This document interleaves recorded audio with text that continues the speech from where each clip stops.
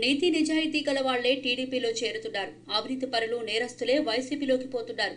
స్వార్థం కోసం వచ్చిన వారే టీడీపీని వీడుతున్నారు. నేర రాజకీయాలతో సమాజానికి నష్టం. అన్ని ప్రాంతాల్లో దశాబ్దాల వైరం వీడి, విభేదాలు విడనాడి మనతో కలిసి నడుస్తున్నారు.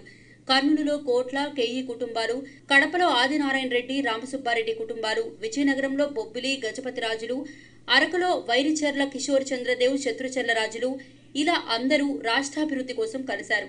టీడీపీకి సంఘీభావం తెలిపారు. నవ్యాంధ్ర క్లిష్ట పరిస్థితుల్లో ఉందనే వీళ్లంతా మనకు మద్దతిస్తున్నారు. ఇది అందరికీ స్ఫూర్తిదాయకం. ఈ స్ఫూర్తి అన్ని నియోజకవర్గాల్లో రావాలి అని ముఖ్యమంత్రి, టీడీపీ అధినేత చంద్రబాబు ఆకాంక్షించారు. సోమవారం ఉదయం తన నివాసం నుంచి రాష్ట్ర టీడీపీ నాయకులు, ప్రజాప్రతినిధులతో టెలికాన్ఫరెన్స్ నిర్వహించారు. రాగద్వేషాలకు అతీతంగా అభ్యర్థులను ఎంపిక చేస్తామని, సామర్థ్యం, ప్రజాదరణ, గెలుపు అవకాశాలే దీనికి ప్రాతిపదిక అని స్పష్టం చేశారు. ఇంకా ఏమన్నారంటే, వైఎస్ కుటుంబమే బాక్సైట్ తవ్వకాలకు సూత్రధారి. అసలు నిజాలను కిషోర్ చంద్రదేవ్ చెప్పారు. బాక్సైట్ తవ్వకాల లైసెన్సులు రద్దు చేయించలేకపోయామని ఆయన తెలిపారు.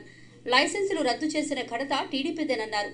ఈ నిజాలను ప్రజల్లోకి తీసుకెళ్లాలి. వైసీపీ ముసుగు తొలగించాల్సింది గిరిజనులే. గత 5 ఏళ్లలో ప్రభుత్వ లబ్ధి అందని వర్గం లేదు. అన్ని వర్గాలకు టీడీపీ న్యాయం చేస్తుంది. ప్రతి కార్యకర్త, అన్ని సంఘాల మద్దతు మనకే వచ్చేలా చూడాలి. ఆంధ్రాలో తన సామంతుడు ఉండాలనేది కేసీఆర్ కోరిక.